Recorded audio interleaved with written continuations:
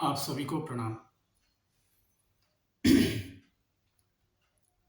गुरु ने न पकड़ी होती बाह, सखीरे में तो बह गई होती। काफ़ी लंबे समय से मैंने आप लोगों से किसी भी तरह का कोई संवाद स्थापित नहीं किया। 2 कारण हैं इसके। पहला कारण ये कि जैसा कि आप में से काफ़ी लोग जानते हैं कि मैं आध्यात्मिक विषयों पर वीडियो बनाने के अलावा अजपा जप साधना का भी प्रचार-प्रसार करता हूँ। और मेरा व्यक्तिगत ये मानना है कि बहुत ज़्यादा स्पून फीडिंग एक साधक के लिए मददगार साबित नहीं होती। जो लोग मुझसे दीक्षा ले चुके हैं अजपा की साधना में,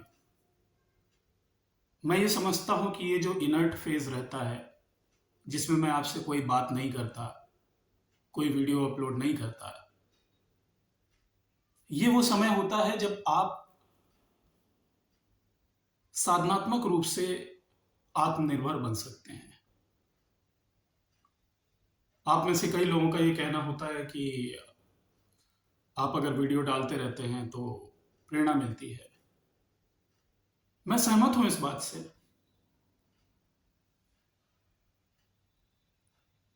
मगर जहाँ ये प्रेरणा वाली बात सत्य है, वहीं दूसरी ओर ये बात भी सत्य है कि एक साधक का रास्ता जो है, वो अकेले का होता है। हर वक्त उसको अगर कोई पुश करता रहे और तब वो चले, फिर वो मज़ा नहीं आता। जब तक साधना मार्ग पे चल के आपके भीतर आत्मनिर्भरता ना आए, खुद एनालिसिस करने की क्षमता ना आए, खुद कंक्लूजन्स निकालने की क्षमता ना आए, और विपरीत परिस्थितियों को फेस करने के बाद भी अगर आप समय के साथ स्वयं में इतना संबल प्राप्त कर लेते हैं, खुद इतने मजबूत हो जाते हैं कि आपको साधना मार्ग पे चलने के लिए किसी धक्के की ज़रूरत ना पड़े, बल्कि आपका वो स्वतः स्वभाव बन जाए, आपका वो इनर्ट नेचर बन जाए कि आप साधनात्मक ही हो जाएं। वो आपके लिए अधिक सहयोगी साबित होगा। और दूसरा कारण ये है कि मैं स्वभाव से बहुत ही अंतर्मुखी हूँ। वो मेरा स्वभाव है, उसमें मैं कुछ कर नहीं सकता। तो वीडियो अधिक डालने से भीड़ अधिक होने लगती है, लोग ज़्यादा संपर्क करने लगते हैं, और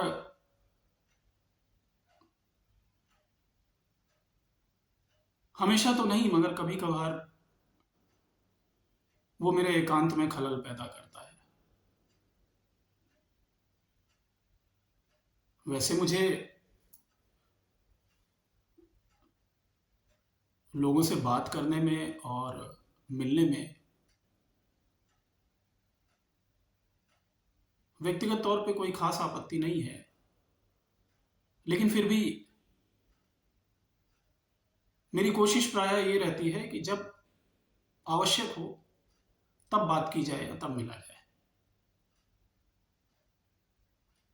तो उसमें कहीं ना कहीं मेरा एक रिजर्व नेचर जो है वो आड़े आता है। वैसे तो मैं अधिकतर लोगों से दूरी बनाकर रखता हूँ, मगर चूंकि इतने सारे लोग दीक्षा ले चुके हैं, तो कई बार वो कर्तव्य बोध मुझे इस कैमरे तक खींच कर ले आता है। और शायद मैं 10 बात बोलूँ, 20 बात बोलूँ, उसमें से बोली गई अगर आपके कोई भी बात काम आ जाती है, तो मुझे लगता है कि मेरा आपसे संवाद स्थापित करना जस्टिफाइड हो जाता है। इधर कुछ समय तक विचार करने के बाद में मैंने ये निर्णय लिया कि अब कम से कम कुछ ड्यूरेशन के लिए मैं आपसे अक्सर संवाद करूंगा। और वो ड्यूरेशन शायद शायद नहीं बल्कि पक्का ये पूरा साल होगा। और इसके बाद मैं फिर से एक बार, आप कह सकते हो कि हाइबरनेशन पीरियड में या एक लॉन्ग सोलेस के पीरियड में अपने आप को इससे पीछे खींच लूंगा।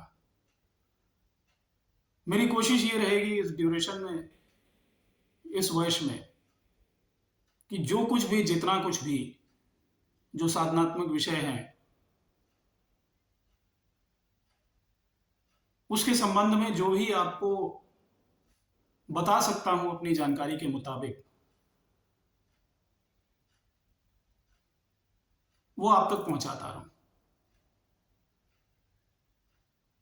जो मुझे पता है और जिस पर आप विश्वास करते हो कि मुझे पता है, उस संदर्भ में मैं निरंतर आप तक अपनी बात पहुंचाऊंगा, इस उम्मीद से कि मेरी बात साधनात्मक रूप से आपका साथ देगी, आपके लिए सहयोगी साबित होगी। एक कॉमन प्रश्न आता है मेरे सामने, और ये सवाल कई लोगों ने पूछा कि आप कहते हैं कि ये साधना महाअवतार बाबा जी से आई हुई है, जो अजपा जप की साधना आप सिखाते हैं, तो क्या ये साधना करने से मुझे महाअवतार बाबा जी के दर्शन हो जाएंगे?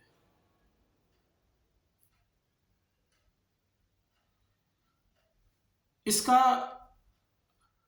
सच कहूं तो मेरे पास कोई सीधा जवाब नहीं है। मैं ये भी नहीं कहूंगा कि हो ही जाएंगे, और ऐसा भी नहीं है कि हो नहीं सकते, क्योंकि बाबा जी के संदर्भ में ज्यादातर लोग जो जानते हैं वो क्रिया योग की नजर से जानते हैं। लेकिन क्रिया योग अभ्यास करने वाले सारे लोगों को बाबा जी के दर्शन हो जाएं ऐसा तो नहीं है, या हुए हों ऐसा भी नहीं है। ऐसी स्थिति में हमें ये एनालाइज करना होगा कि वो संभावना कब बन सकती है कि बाबा जी किसी को दर्शन दे दें। तो उस एनालिसिस के लिए हमें ऑब्जर्व करना होगा उन एग्जाम्पल्स को जो हमारी नॉलेज में है, जिन एग्जाम्पल्स में ये बताया गया है कि अमुक अमुक व्यक्ति को या संत को या सन्यासी को, योगी को महाअवतार बाबा जी के दर्शन हुए। कुछ उदाहरण हो सकते हैं, लाहिड़ी जी, युक्तेश्वर गिरी, योगानंद जी, फिर और भी कुछ संत हैं जो क्लेम करते हैं कि उन्होंने बाबा जी के दर्शन किए। ऐसे श्री एम का भी एक नाम है उसमें। उसके अलावा सूर्य योगी उमाशंकर जी हैं, और एक संत हैं योगी सिद्धनाथ जी, और नामों से शायद मैं उतना परिचित नहीं हूं। मेरे जो गुरुजी थे डॉक्टर रमेश परमहंस, उनका कहना था कि उनको बाबा जी के दर्शन हुए हैं, लेकिन उन्होंने ऐसा लिखा था कि उनको समाधि की अवस्था में बाबा जी के दर्शन हुए। अब ये गुरु जी के अलावा कोई नहीं वेरीफाई कर सकता, कोई तरीका नहीं है जानने का, और गुरु जी अब शरीर में है नहीं। और जब मैं उनसे मिला था तो मेरी मतलब कहाँ वो और कहाँ मैं, तो इतनी तो हिम्मत थी नहीं कि मैं उनसे पूछूं कि आपको बाबा जी के दर्शन हुए हैं क्या। जबकि सच कहूं तो मेरा प्रमुख आकर्षण जो है गुरु जी की तरफ इसी वजह से था कि उनके विषय में जो मुझे जानकारी मिली थी वो ये मिली थी कि वो महाअवतार बाबा जी के शिष्य हैं। और जब मैं पहली बार आश्रम गया तो वहां पर एंट्रेंस पे ही महाअवतार बाबा जी की छोटी सी पीतल की मूर्ति लगी हुई थी। पीतल की थी या मुझे मेरे ख्याल से मेटल की ही थी जहाँ तक है। और उस पर गुरु जी ने महाअवतार बाबा जी की एज लिख रखी हुई थी। तो वो एक बहुत ही प्राइमरी आकर्षण था मेरे लिए महाअवतार बाबा जी के नाम की वजह से। और इस रास्ते पे चलने वाले किसी भी साधक के लिए कम से कम आज की तारीख में जो क्रिया योग की तरफ जा रहे हैं या किसी भी तरह की साधना की तरफ जाते हैं, उनका प्रमुख आकर्षण जो है वो महाअवतार बाबा जी होते हैं, काफी सारे लोगों के। तो ऐसे में जाहिर सी बात है कि ये प्रश्न भी उठता है कि क्या व्यक्ति जो साधना करने जा रहा है, काफी लोगों की ये इच्छा होती है कि बाबा जी के दर्शन हो जाएं, तो ऐसे में संभावना कितनी है होने के दर्शन। अब इन सारे लोगों के जो मैंने नाम लिए, इनकी लाइफ का अगर मैं पैटर्न ऑब्जर्व करता हूं या आप भी ऑब्जर्व करें, तो आप इनकी लाइफ देखिए कैसी थी। इन लोगों को ऑब्जर्व करेंगे जिनके नाम मैंने लिए, ये वो लोग हैं जिन्होंने साधनात्मक क्षेत्र के लिए अपना सब कुछ दांव पे लगा दिया। जब ये लोग थे, जब इन्होंने बाबा जी के दर्शन किए, या जो भी इनका करियर का फेज था, मतलब लाइफ का जो अर्ली फेज था, आप इनकी पूरी लाइफ देखो। इन लोगों ने अपना करियर, अपना परिवार, अपना सब कुछ दांव पे लगा दिया। और दांव पे इसलिए नहीं लगाया कि बाबा जी मिल जाए, इन्होंने आध्यात्म की गहराई को जानने के लिए, आध्यात्म को समझने के लिए जो भी त्याग हो सकता था वो हर लेवल पे किया। जहां भूखे रहना पड़ा वहां भूखे रहे, जंगलों में भटकना पड़ा जंगलों में भटके, गुरु की सेवा करनी पड़ी सेवा की, परिवार छोड़ना पड़ा परिवार छोड़ा, अगर परिवार बाधा था तो परिवार छोड़ा, करियर बाधा था, सांसारिकता बाधा थी, वो सब कुछ छोड़ा और एक विषय में लग गए।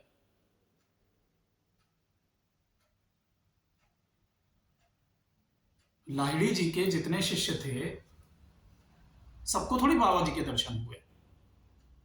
एक मुझे याद आता है, योगानंद जी ने जो ऑटोबायोग्राफी ऑफ योगी में लिखा है, शायद उनका नाम राम गोपाल था, तो उनको लाहिड़ी जी ने दर्शन करवाए थे। युक्तेश्वर जी को दर्शन हुए और युक्तेश्वर जी के माध्यम से फिर योगानंद जी को दर्शन हुए। लेकिन ये लोग कोई छोटी मोटी विभूति तो थे नहीं। 4 दिन मंत्र कर लिया, साल भर कर लिया, 2-4 साल कर लिया और बाबा जी के दर्शन हो गए। इनकी पात्रता देखिए आप, या बाकी संतों का भी जिनका मैंने नाम लिया, इनकी पात्रता देखिए किस कोटि की थी। युक्तेश्वर गिरी जी के सारे शिष्यों को थोड़ी बाबा जी के दर्शन हो गए, या योगानंद जी के सारे शिष्यों को या जिन लोगों ने क्रिया योग फॉलो किया सबको थोड़ी बाबा जी के दर्शन हो गए। दर्शन उन्हीं लोगों को हुए जिन्होंने अपने आप को उस स्पेस में झोंक दिया जो कि टाइम एंड स्पेस से परे की स्थिति है। उसमें उन्होंने शरीर की परवाह नहीं की, शरीर के कष्ट की परवाह नहीं की, अपने जीवन की परवाह नहीं की, किसी भी चीज की परवाह नहीं की। ऐसे लोगों के जीवन में बाबा जी स्वतः ही आ गए। लाहिड़ी जी का इस जन्म में जब उनकी दीक्षा हुई, जिस जन्म के बारे में हमें जानकारी है, तो उस जन्म के बारे में मेरे पास कोई इन्फॉर्मेशन नहीं है कि जब दीक्षा हुई उससे पहले की उनकी लाइफ कैसी थी। जब वो रेलवे विभाग में थे तो क्या तब भी यौगिक क्रियाएं करते थे, मतलब दीक्षा से पहले, और जब बाबा जी से मिले रानीखेत में। और अगर इस जन्म में नहीं भी की तो बाबा जी और उनका जो संवाद हुआ दीक्षा के समय पे, या जब बाबा जी से पहली बार लाहिड़ी जी मिलते हैं, जब वो कहते हैं कि मैं एक माँ की तरह तुम्हारा इंतज़ार करता रहा, जो अपने बच्चे का इंतज़ार करती है, तुम अपने कर्म बंधन के वजह से संसार के सागर में डूब गए, और उनको पूर्व जन्म की याद दिलाते हैं। तो लाहिड़ी जी के पहले के जीवन जो है वो साधना में झुके हुए थे। इसकी वजह से बाबा जी प्रोमिनेंटली उनके जीवन में आ जाते हैं, उनके गुरु ही थे। युक्तेश्वर जी को देख लीजिए, घर परिवार छोड़ के संन्यास ले लिया, पूरा जीवन साधना में झोंक दिया। योगानंद जी को देख लीजिए, क्या नहीं था उनके घर में। पिताजी इतनी बढ़िया नौकरी कर रहे हैं, इतने बड़े पद पे हैं, बढ़िया घूमते फिरते, शादी करते, बच्चे करते, अपना जिंदगी काटते, और वैसे ही अमूमन जैसे एक आम आदमी मर जाता है सब कुछ पाके। एक अच्छी लाइफ तो पाके जा ही सकते थे, जो भौतिक रूप से हमारे लिए अच्छी लाइफ होती है, लेकिन कहां पड़े उस सब चक्कर में।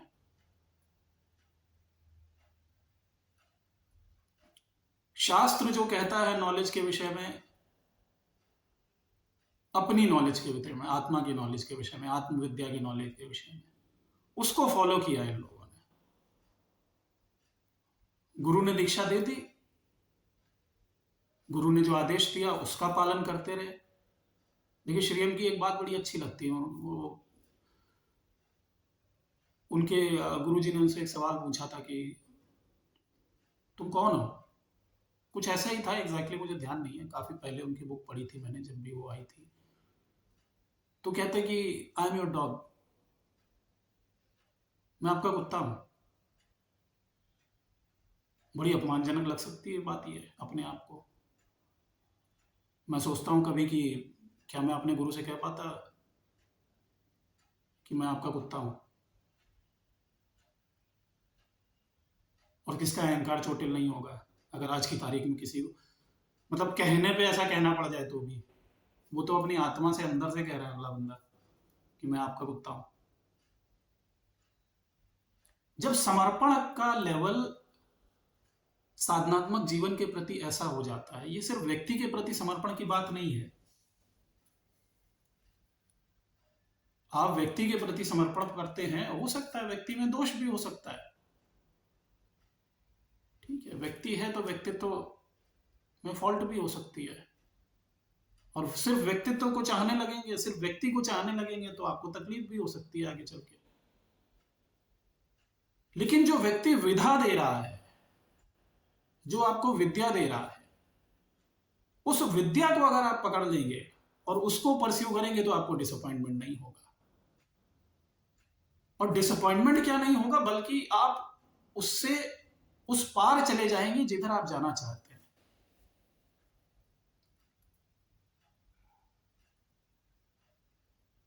कबीर देखिए, रामानंद जी से राम नाम मिल जाता है,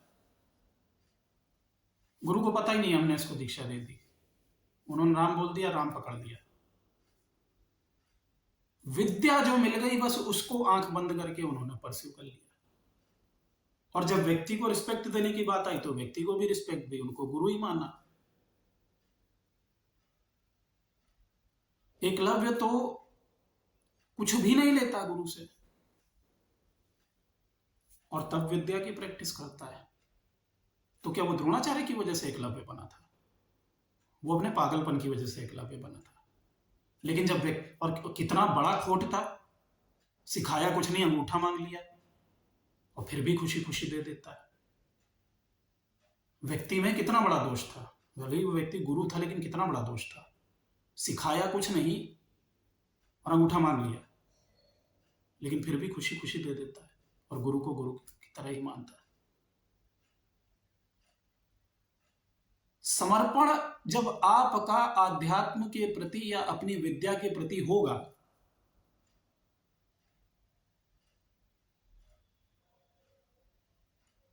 तो पहली बात, आप व्यक्तित्व में दोष निकालना बंद कर दोगे, वो चाहे कोई भी हो, किसी के भी व्यक्तित्व में, क्योंकि आपको उससे मतलब नहीं रह जाएगा। आप उस व्यक्ति पे डिपेंडेंट नहीं हो, उस व्यक्ति के बिहेवियर पे डिपेंडेंट नहीं हो, आप डिपेंडेंट हो अपने और परमात्मा के संबंध पे। अरे फलाने बाबा ने ये कर दिया, उसने ये कर दिया। ये बाबाओं से शिकायत तभी होती है जब आप बाबाओं के पीछे आंख बंद करके पगला जाते हो और उनसे इतना कुछ एक्सपेक्ट कर लेते हो जो शायद भगवान से भी नहीं एक्सपेक्ट करते होगे। असली संबंध तो आपका और परमात्मा का है। बाबा तो बीच में ब्रिज है, ठीक है, और ब्रिज में भी एक आध ईंट आड़ी टेढ़ी लगी हो सकती है। आप ब्रिज को ही भगवान बना देते हो।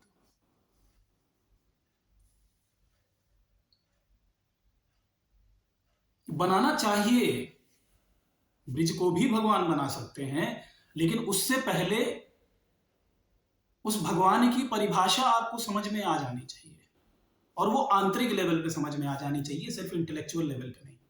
इंटेलेक्चुअल लेवल पे अगर आपको समझ में आया है और आप ब्रिज को भगवान मानने लग गए, तो एक दिन ब्रिज में कोई ना कोई फॉल्ट आपको जरूर नजर आएगा।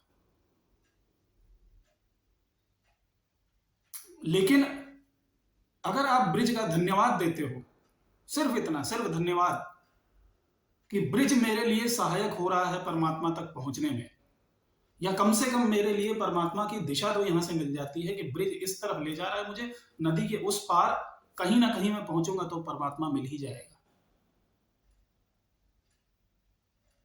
तो आपको डिसअपॉइंटमेंट भी नहीं होगी और ब्रिज के प्रति, गुरु के प्रति आपके मन में कृतज्ञता का भाव भी आएगा।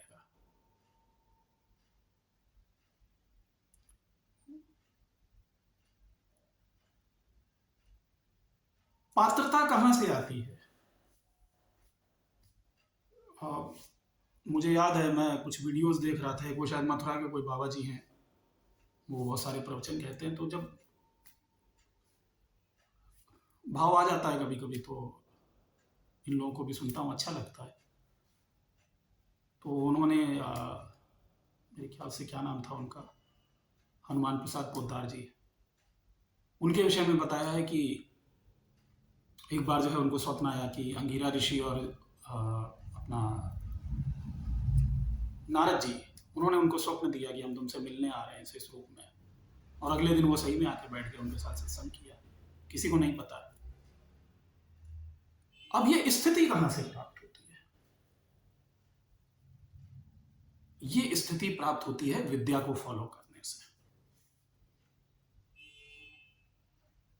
गुरु का आदेश फॉलो करने से। और यदि गुरु ने कोई आदेश नहीं दिया है, जैसे कबीर के केस में था, तो फिर विद्या को पागलों की तरह परस्यू करना। और गुरु ने आदेश दिया है, गुरु ने कोई इंस्ट्रक्शन दिया है, तो उसको आंख बंद करके फॉलो करने का।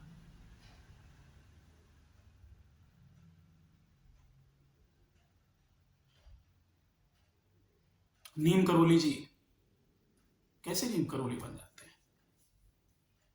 राम राम राम राम राम राम राम राम, कबीर राम राम राम राम, रविदास राम राम राम राम।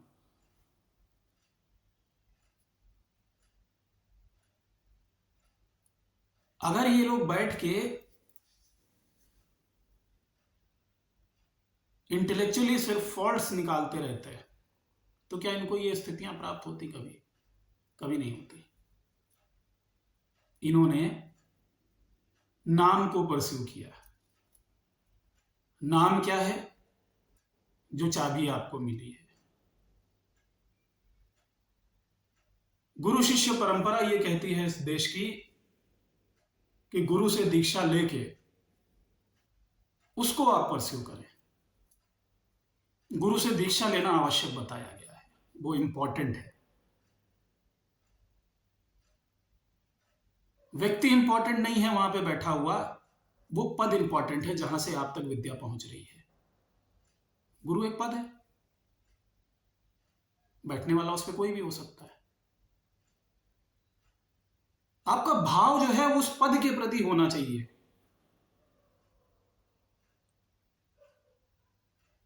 और अगर आप विद्या को परस्यू कर लेंगे तो आप पाएंगे कि व्यक्ति से भी प्रेम हो जाएगा।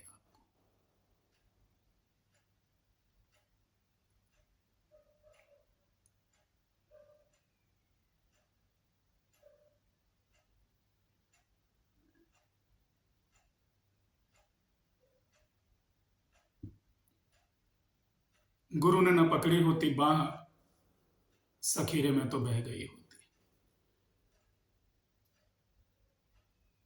तो क्या महाअवतार बाबा जी के दर्शन किसी को हो सकते हैं? 100% हो सकते हैं। पात्रता आपको क्रिएट करनी पड़ेगी। पात्रता के बिना तो नहीं हो सकते। पात्रता क्या है? लाहिड़ी जी के जीवन को देख लीजिए, योगानंद के जीवन को देख लीजिए, आपको समझ में आ जाएगा कि पात्रता क्या है उनके दर्शन के लिए। अजपा से ही हो सकते हैं, क्रिया योग से ही हो सकते हैं, ऐसा मुझे नहीं लगता। इनसे भी हो सकते हैं और वो किसी भी साधना से हो सकते हैं, क्योंकि नाम को फॉलो करते हुए नाम का ये नेचर है।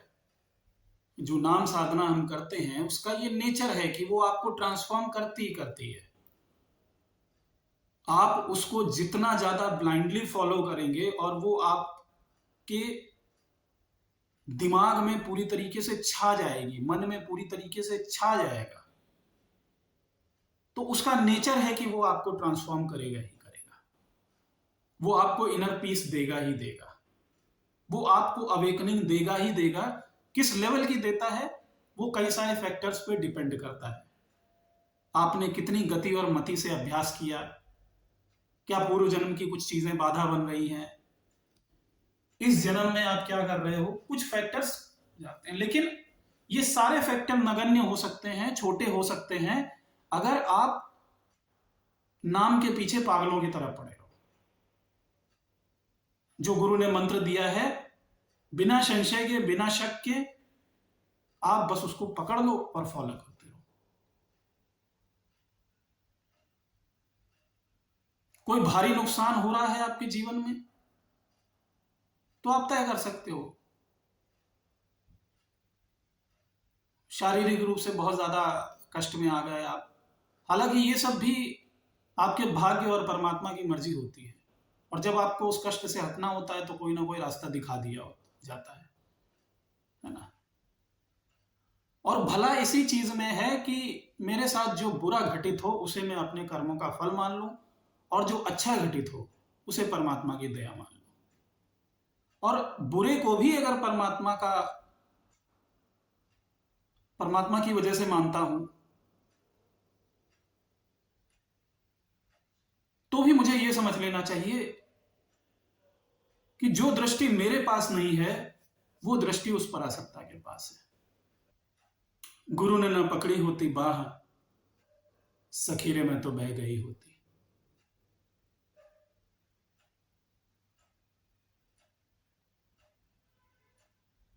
एक बार गुरु को आपने बाह पकड़ा दी है,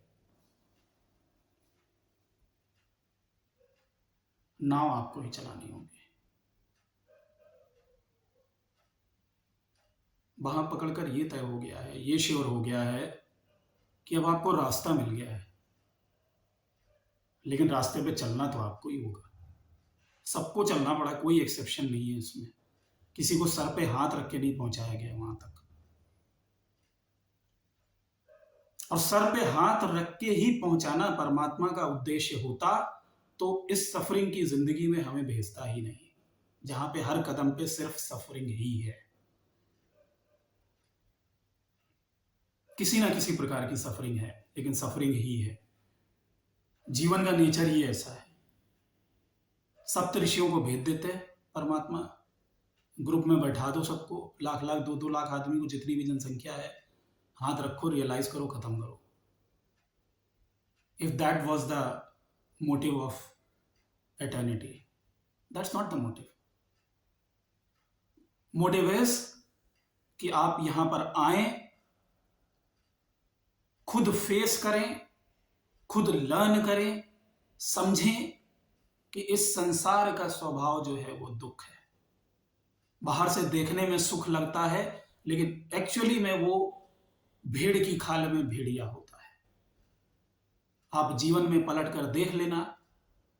ये मैं उन लोगों की बात कर रहा हूं जो आध्यात्मिक रास्ता परस्यू करते हैं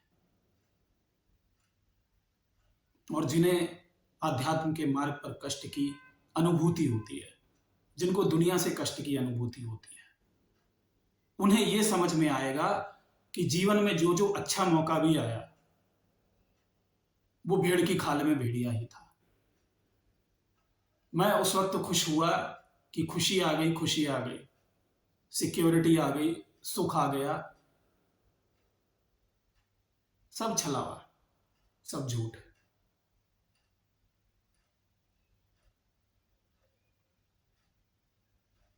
इस दुनिया में जो सुख प्राप्त हो सकता है वो सिर्फ आपको अपने आप से हो सकता है।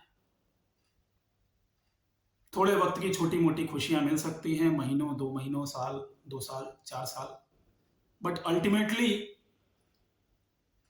इस दुनिया में आए हैं तो आपको सूनर और लेटर ये रियलाइज होगा कि यहां पर दुख ही है। और चाहे खुद को सिद्ध पुरुष बनाना हो, चाहे सिद्धि प्राप्त करनी हो, चाहे आत्मा का दर्शन करना हो, चाहे ज्ञान अर्जित करना हो, कुछ भी करना हो, कलयुग केवल नाम आधार। नाम ने ऑर्डिनरी लोगों को ट्रांसफॉर्म कर दिया, एक्स्ट्रा ऑर्डिनरी बना दिया। एग्जाम्पल एक नहीं, भारत जैसे देश में तो एग्जाम्पल हजारों लाखों की संख्या में है। कोई राम नाम जपते सिद्ध हो गया, कोई कृष्ण नाम जपते सिद्ध हो गया, कोई महामंत्र जपते सिद्ध हो गया, कोई राधा जी को जपते सिद्ध हो गया, कोई सीताराम जपते सिद्ध हो गया, कोई राधा कृष्ण जपते सिद्ध हो गया। लेकिन नाम की महिमा सभी संतों ने, या जिसने जिसने पाया, जिसने जिसने भी कुछ अनुभव किया, उसने पुरजोर तरीके से नाम की वकालत की है। और लगभग सभी ने एक सुर में कहा कि गुरु आज्ञा का पालन करो और नाम की शरण में जाओ, नाम भगवान की शरण में जाओ। नाम को भी भगवान बोल दिया।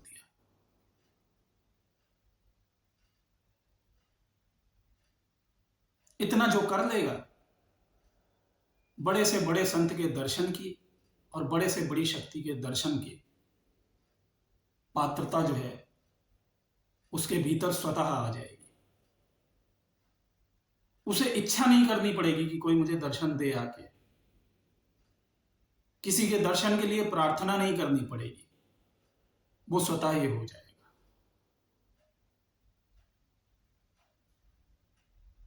आज के लिए इतना ही। महाशक्ति आपकी रक्षा करें, आपके जीवन में शुभता हो, यही मेरी ईश्वर से प्रार्थना है। धन्यवाद।